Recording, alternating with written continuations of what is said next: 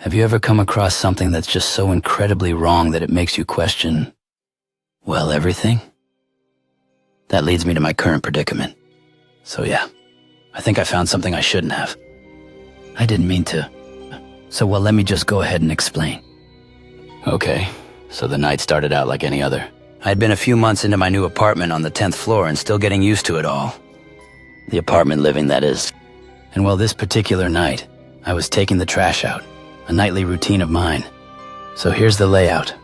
My apartment is positioned toward the end of the hallway and the garbage room is on the opposite end.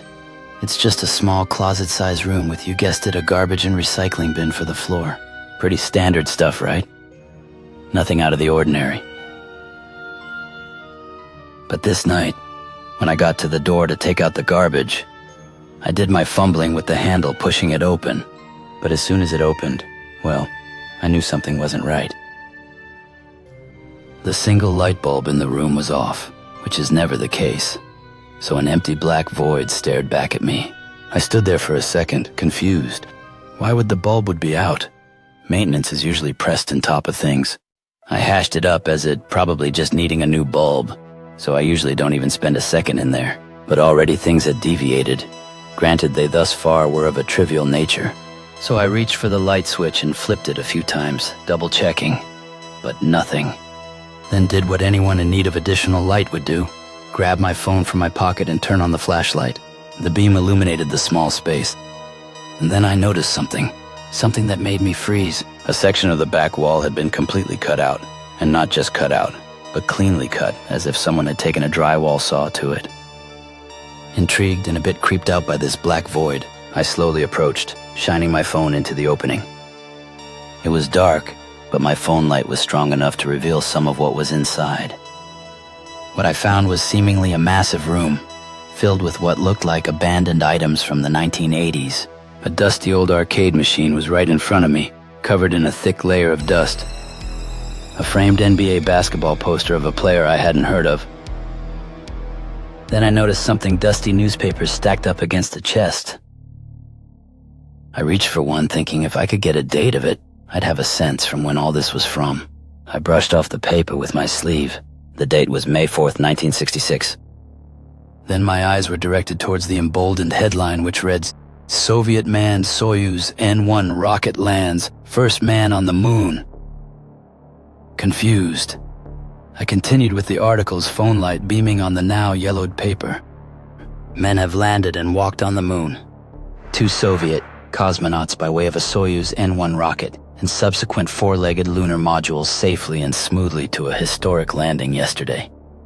Ivan Grigorievich Morozov, Pavel Petrovich Kuznetsov, Dmitry Nikolaevich Zaitsev, the 38-year-old Soviet commander, radioed to Earth and command control stating, "We have overcome the black vacuum. We stand upon the moon for the entire Soviet people, for all of mankind. The future is ours." I couldn't make sense of it. How could something like this exist? Some spoof newspaper?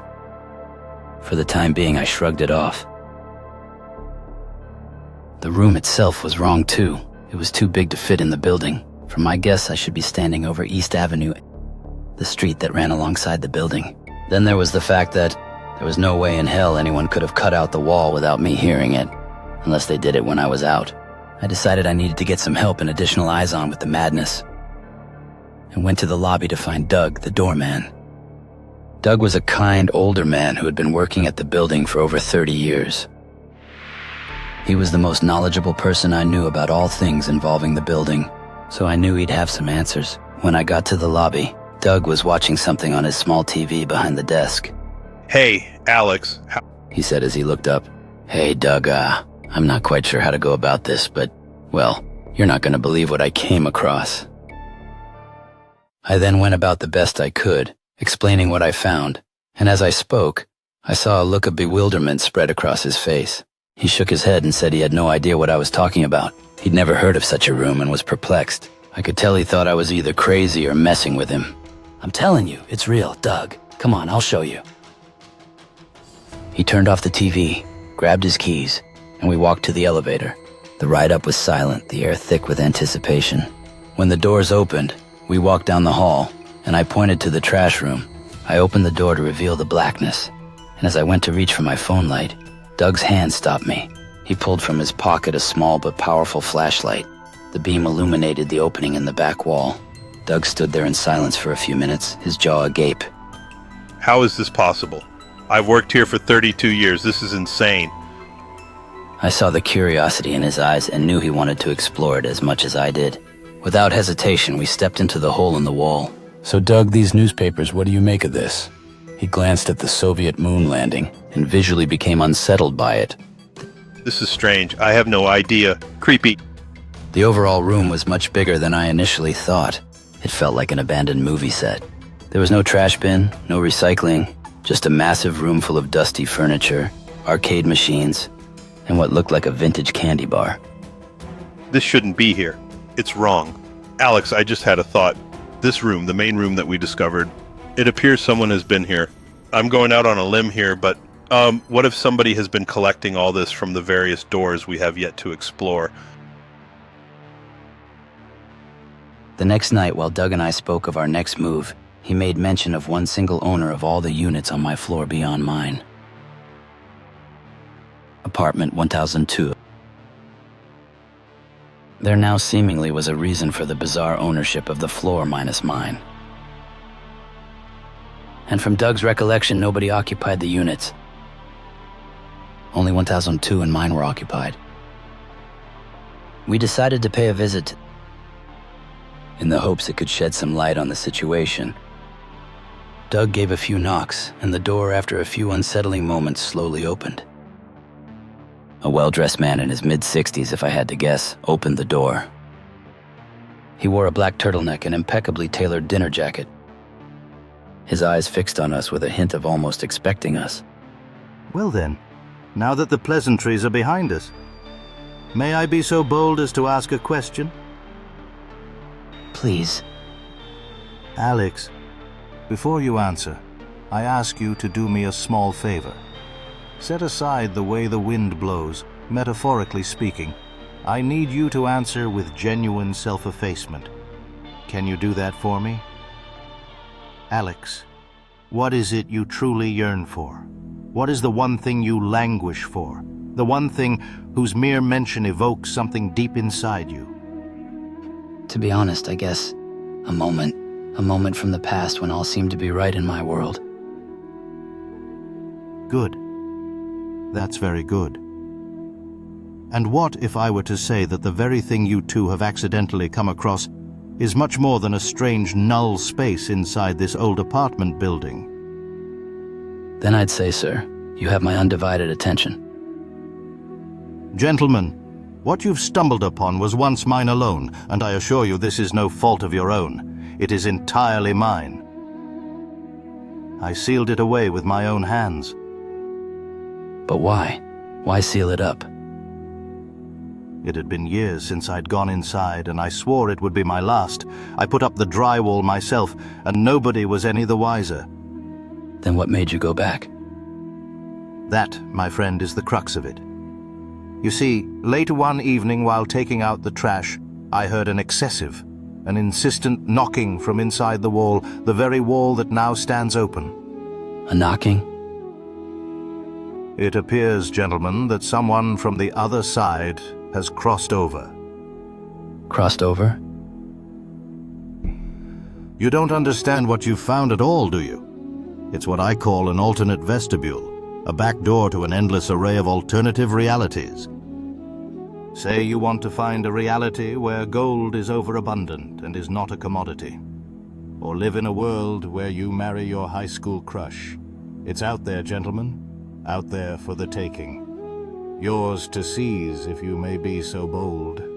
But, and there's always a but, with its riches and potential happiness comes the tails to the heads, the zing to zen. For if what you discover and come to desire effects that someone, that other you, well, sometimes they come a-knocking. Are you willing to do what's necessary if by chance that occurs? No need to answer me. That is something you'll have to answer to yourselves. I took in everything the man told us, a cold knot forming in my stomach.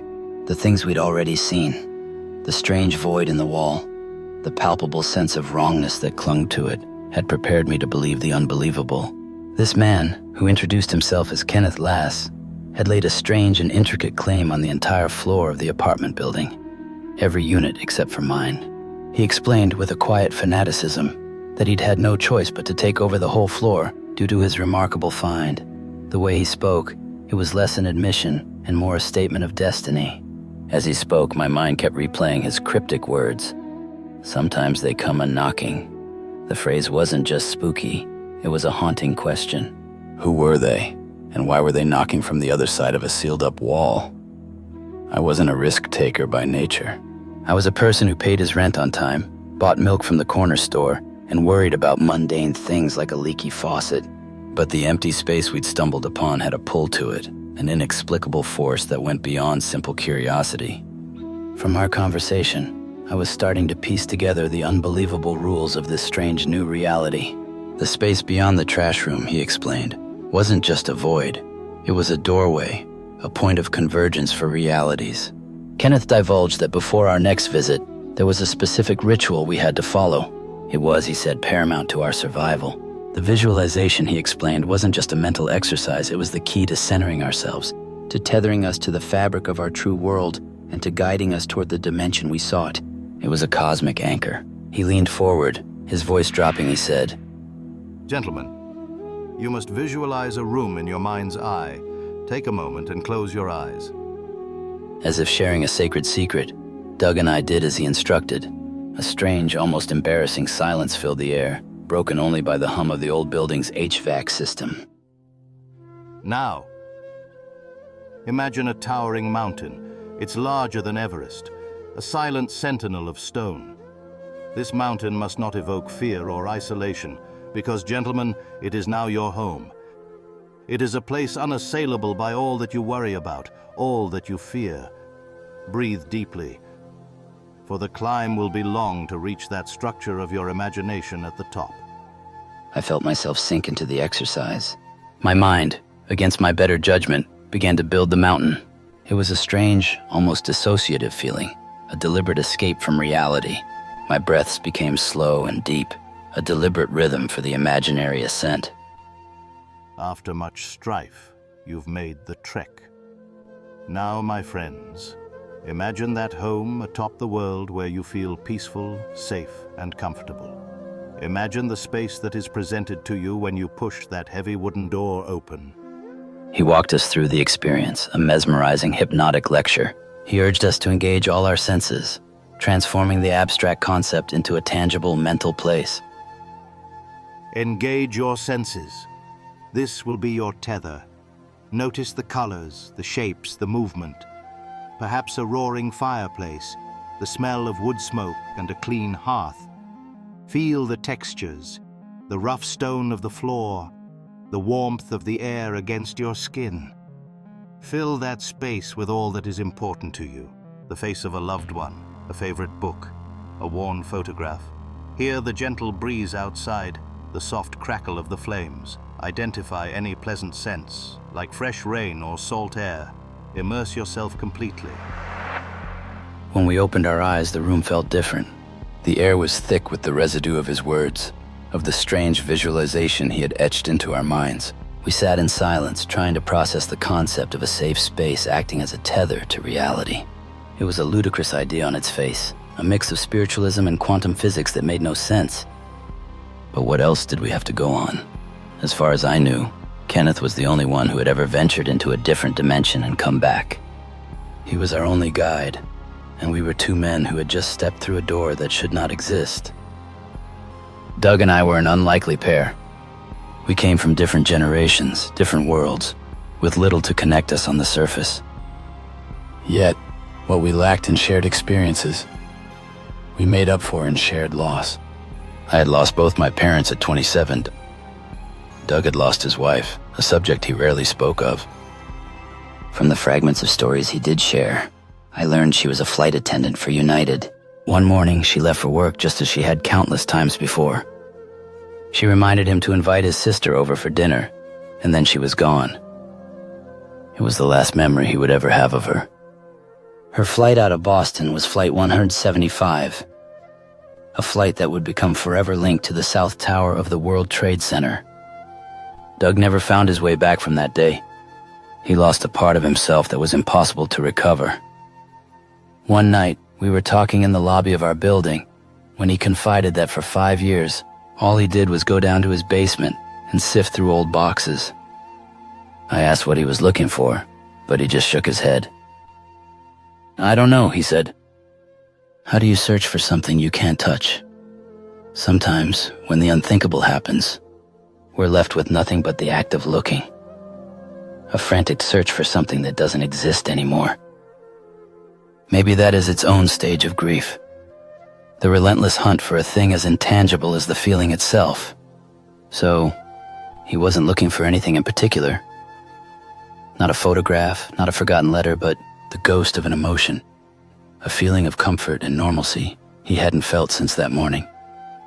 A way to keep the hope of finding what's lost alive, even when all logic tells you it's gone forever." Kenneth's words were a constant nagging reminder of what we needed to do. The following night, Doug and I met up. A hesitant glance passed between us, a silent acknowledgement that we were both venturing into the unknown. We were unsure of what to expect, of what was real. This was our continuation of the exploration we had started, a journey to the room beyond the trash room. We had packed bags, cramming them with whatever provisions we deemed appropriate for a trip with no map. And if Kenneth's words held any merit, we'd act on them. Doug would attempt to find his way back to his wife in a potentially unjaded reality where she hadn't gotten on that fateful plane. I would seek a world where my parents were still alive. It all felt impossibly far-fetched, but we were realists. Seeing is believing, right? We gained access to the cutout in the wall, shining our beams to lead the way. After navigating the initial passage, we emerged into a long, dark hallway. The hallway, an oppressive corridor, stretched into a chilling void, its very existence a monument to desolation. The hallway was made of brutalist concrete, its walls and floor a uniform, sickly gray. The surfaces were scarred with the marks of time and neglect. Deep, jagged cracks webbed across the floor like a spider's grim handiwork, while dark, grimy streaks bled down the walls like weeping wounds. The only light came from a series of bare, dusty bulbs hanging at intervals from the ceiling. Their weak, flickering glow barely pushed back the overwhelming gloom, casting a cold, sickly yellow light that turned the vast, empty space into a dizzying trap of light and shadow. The far end of the hall was swallowed by an impenetrable blackness that seemed to actively consume the light, a solid wall of nothingness. The hallway's true menace, however, lay in its profound silence. The air felt heavy and still, filled with an unsettling emptiness, more unnerving than any sound.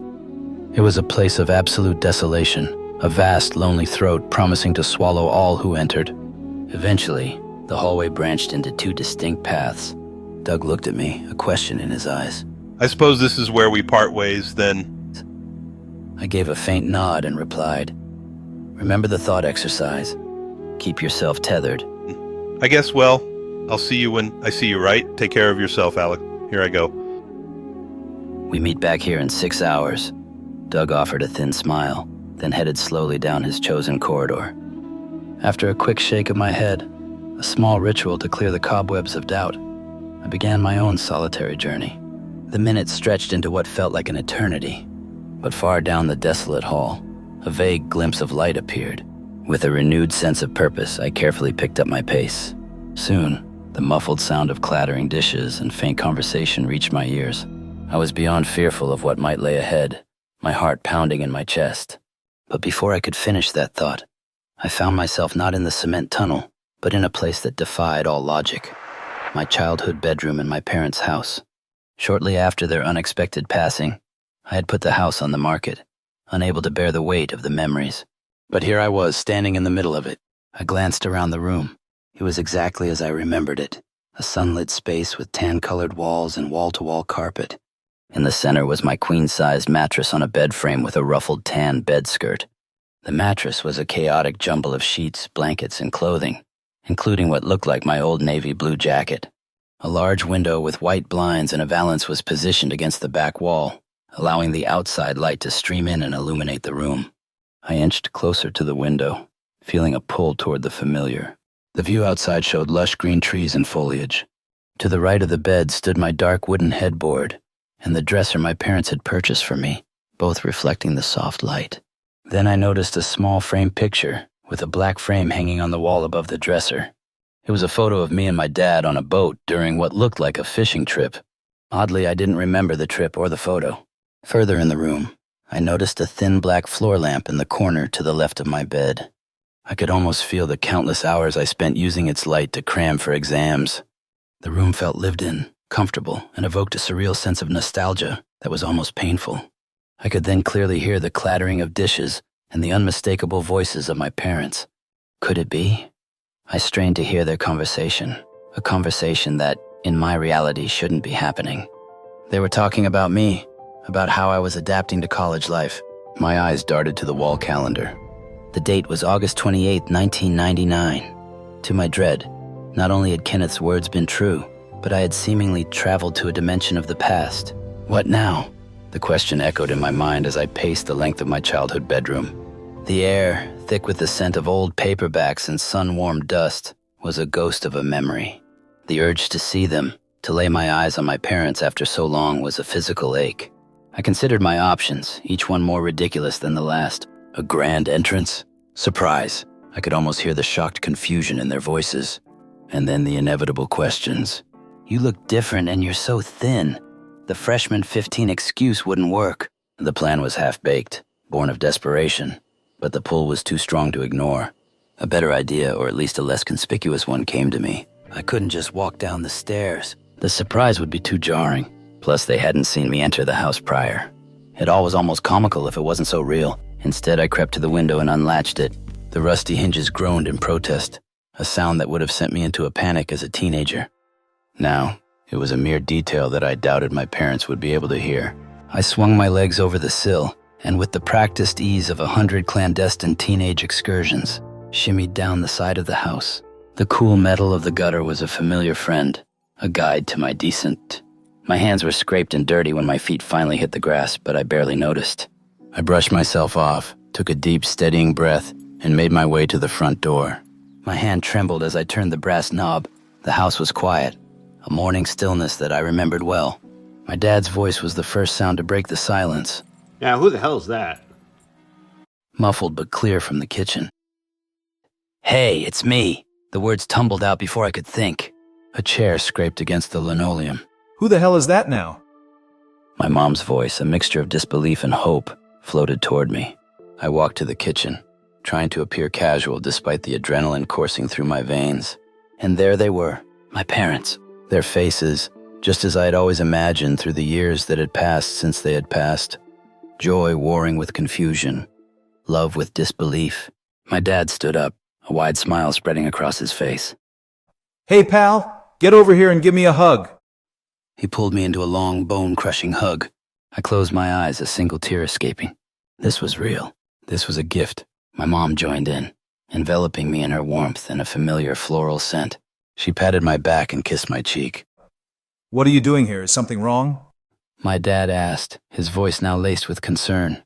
I fought to keep the emotions at bay, the flimsy lie a shield against the truth. Everything's fine, I managed to say, my voice a little too high. I had a few scheduling changes with some classes, so I thought I'd swing by. How did you get here? I had forgotten that freshman students weren't able to have vehicles on campus. Scrounging, I piped up. A classmate who lives nearby was nice enough to give me a ride, I replied, the lie becoming easier with each passing moment. They were a now living ghost, a memory given form, and they were all and everything to me. We settled into a familiar rhythm over breakfast, the years falling away as if they were nothing more than a bad dream. We talked, we laughed, and I soaked in every moment, every detail. My dad's slightly crooked grin, the way my mom's eyes crinkled when she laughed, the comforting weight of their presence. It was a dream and I was terrified to wake up. After breakfast, I joined my dad on the couch to watch golf, his favorite pastime. We sat in comfortable silence, the low hum of the television a soothing backdrop to the moment.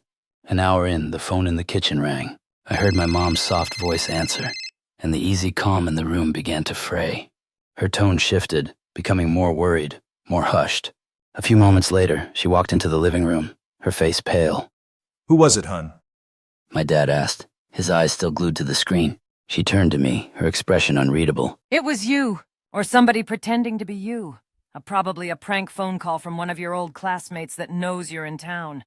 My dad finally looked away from the TV, his gaze moving from my mom to me. A deep, confused frown on his face. What are you talking about, hun? Alex, give her a wave or something. I froze. But this was odd. My mom continued, her voice laced with wonderment. They said they're on their way here? Strange. Probably a prank call, I muttered, while eyeing her reaction. But I knew it wasn't. 3 hours. That was the drive. 3 hours for my other self to travel home from college. But if that was me, how was he getting home? It was unlike me to make an unplanned trip. Did this other me sense my presence? I now had 3 hours to either bolt and find a way back or what? Come face to face with myself. The reality of my impossible situation hit me with the force of a tidal wave. But what did I really expect? To what? Just slip into this other dimension and take over this other me's life? Who also happens to be 19 years old? My emotions had blinded me, and now the fragile dream was shattering. Then I had a new thought, a gentle and comforting way forward. It pushed through the panic. So, if all I gained from this impossible experience was this, to spend a short time with the parents I had lost, wasn't that more than anyone else ever gets? I could not allow my selfishness to derail another me's existence. With my mind made up, I excused myself to the bathroom, stealing one last look at them. Mom, Dad, it's really good to see you guys. And I want you to know that I love you. I don't say that enough. And with a bittersweet smile on my face, allowing my final glimpse and my final farewell, I crept back upstairs. The grief I had buried for so long welled up in my throat. But I fought to find comfort in the fact that somewhere, someplace, in some far-off dimension, my parents were still living, still and always going about their days, and still being loving parents to another version of me. A world where all is right. I could live with that. Now back in the bedroom, I shut out the noise in my head as best I could, trying to subdue the raw emotions and focusing on the safe place. Kenneth's thought experiment atop that mountain, the tether that would hopefully guide me home. I visualized my hand reaching for that door, the one that should lead me back to my reality. As my hand turned the knob, a whoosh of air filled my lungs, and I found myself on the cold cement floor. The familiar scent of garbage and decay, a jarring contrast to the warmth I had just left behind. After I regained myself, still emotionally drained, I looked to my watch. Over 6 hours had passed. How had that much time expired, and more importantly, Doug was nowhere in sight? I repetitively looked down to my watch, pacing, contemplating my next step. What had happened? It was impossible to fathom. The impossible variables were just that, impossible to see. Do I try and go in after him? Do I just leave? Not only would it be unbearable to just walk away and not go after him, it would be overtly suspicious considering the many cameras in the building would show Doug and I entering the trash room and only I walking out. That's when it occurred to me. Kenneth, if anybody could help, it would be him. I did my best to casually walk out of the trash room and headed to Kenneth's apartment. After a few hard knocks, the door to his unit slowly opened. Dumbfounded by the door being open, I cautiously walked in. My heart dropped. The apartment was completely empty. I frantically began running to each of the rooms, searching for something, anything. Then I came upon something that turned what already was an incomprehensible situation into a true nightmare. In the bathtub, the bludgeoned body of Kenneth lay. How? But who and why? I then noticed what appeared to be a letter on the sink counter of the bathroom, and it was addressed to me. It read, Dear friend, if you're reading this, then I'm gone. I have to be. The simple fact that you and now I and your Kenneth are together in this place at all is a paradox. One born of a world so twisted, so utterly broken, that it could only exist in the shattered fragments of my own. I have to tell you the truth, because you deserve to know what I brought here. In my world, the Cold War never ended in an American victory. There was no moon landing, no space race triumph for the West to celebrate. That belonged to the Soviets. Their influence spread like a disease. And as America's infrastructure decayed from within, so did our defenses. When the final strike came, their nuclear missiles flew true, while only a handful of ours even made it off the ground. The initial cataclysm was only the beginning. The blast waves and the nuclear fallout, a silent, creeping poison that turned the world gray and sick, killed millions more. But for the survivors, a new terror awaited. The Soviet forces. They didn't just occupy our cities, they remade our society in their image. Some of us were rounded up and sent to prisons. For others, the destination was even worse, the brutal frozen labor camps of Siberia. We were ghosts in our own country, living in the shadows, fighting for scraps of freedom. And then your Kenneth appeared in my world. He was a beacon of impossible hope, a living glimpse of a reality that could have been... I followed him, not out of malice, but out of a desperate need to find out how such a place could exist. I found a hole in reality, a tear in the fabric of the multiverse that defies all logic. I don't understand how it works, but I slipped through. I came here, to your world, knocking on your door while my other self lay where you see him now, a silent testament to the life I left behind. I had no choice. Do not seek me out.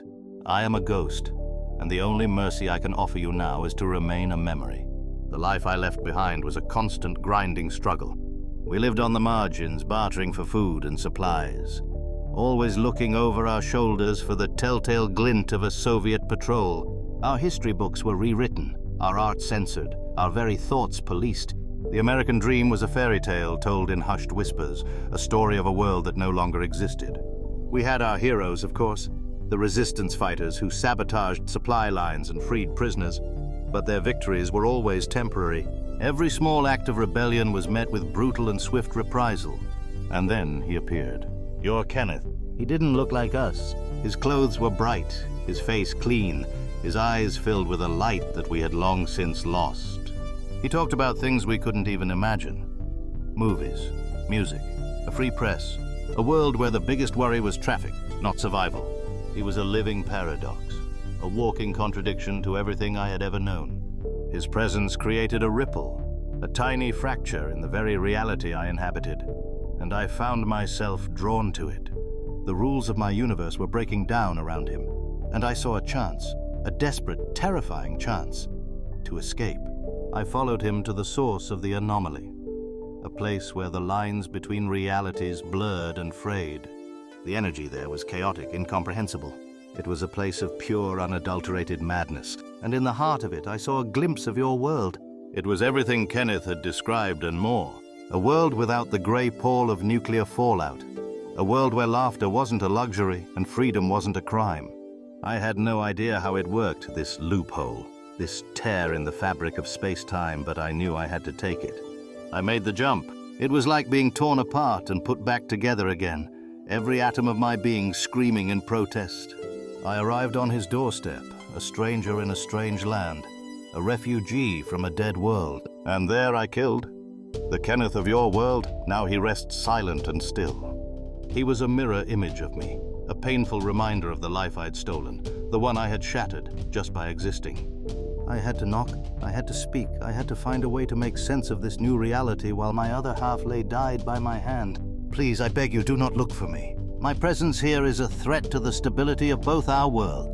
I am a piece of shrapnel from a war you never fought, a ghost from a timeline that should never have been.